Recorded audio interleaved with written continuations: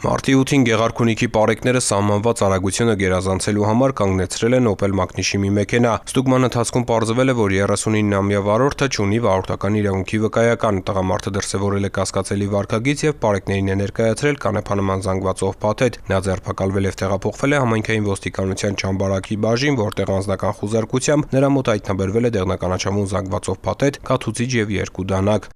Գեղարքունիքի պարեկների հաջորդ բացահայտումը մարտի 10-ին էր։ Իրավապահները ապօրինի թմրամիջոց ձեռք բերելու եւ պահելու կասկածանքով Գավառի Ազատության փողոցում ձերբակալել եւ համայնքային ոստիկանության Գավառի բաժին են տեղափոխել 25-ամյա մի երիտասարդի։ Բաժնում նա ներկայացրել է կաթուցիչ եւ մարիխուանայի նմանվող զանգվածով թղթե փաթեթ։ Երիտասարդը հայտնել է, որ փաթեթներում մարիխուանա է անձնական օգտագործման համար։